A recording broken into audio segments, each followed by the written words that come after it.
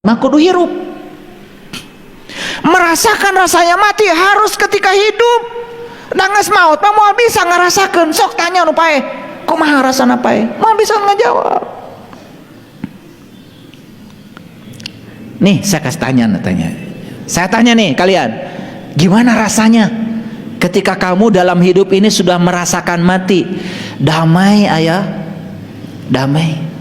Gimana rasanya ketika kamu mengalahkan egomu? Damai, damai. So, praktekkan. Belajar dengan saya bukan membicarakan kebaikan, melakukan. Jangan jadi kolektor ilmu, gak perlu banyak ilmu. Yang penting rubah, hijrah. Tiap tahun baru hijrah, karnaval, beringkat itu, beringkat di terobah. Sekarang karnavalnya dengan akhlak, karnavalnya dengan perubahan. Lain dangdan wungkul. Paham ya? Paham apa tidak? Baik.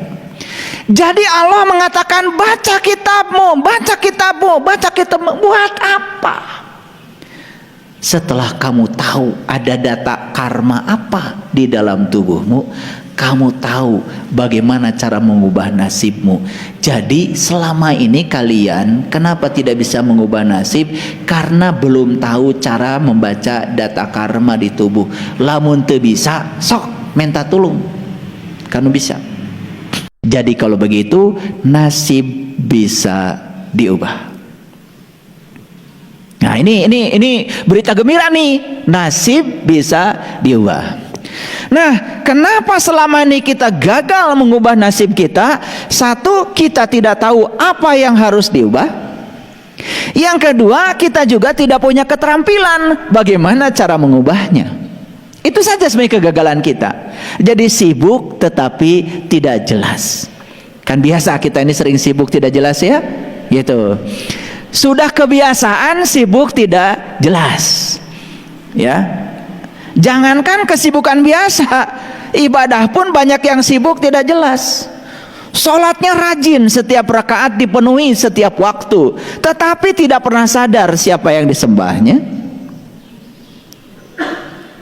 ya kan?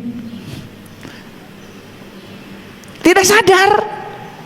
Sibuk saja dengan bacaan, yang dibaca pun kita nggak ngerti artinya apa.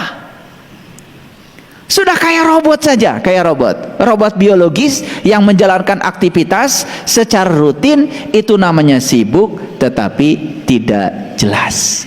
Tetapi yang luar biasa, kelompok sibuk tidak jelas ini jumlahnya banyak, karena memang hobinya sibuk dan tidak jelas.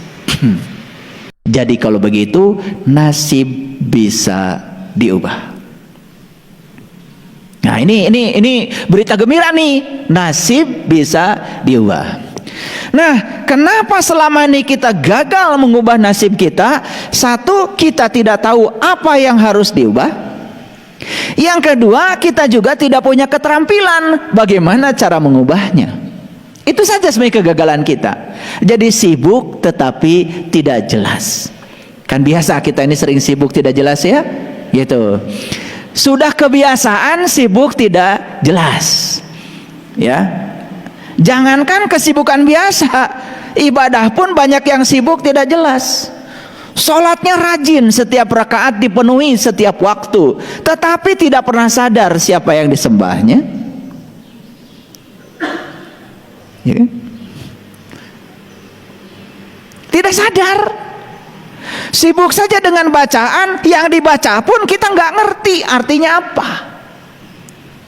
Sudah kayak robot saja, kayak robot biologis yang menjalankan aktivitas secara rutin. Itu namanya sibuk tetapi tidak jelas. Tetapi yang luar biasa, kelompok sibuk tidak jelas ini jumlahnya banyak, karena memang hobinya sibuk dan tidak jelas. Makanya salah satu jalan baru yang saya tawarkan Ada salah satu YouTube saya, judulnya adalah 7 Jalan yang Menakjubkan. Salah satu tawaran dari saya adalah cobalah mulai melakukan aktivitas yang tidak terjebak rutinitas, tapi terjebak oleh kepuasan. Nah, itu harus ada pakai ilmu tuh. Gimana kita sholat puas? Bukan sekedar menjalankan rutinitas. Berarti sholatnya harus mengikuti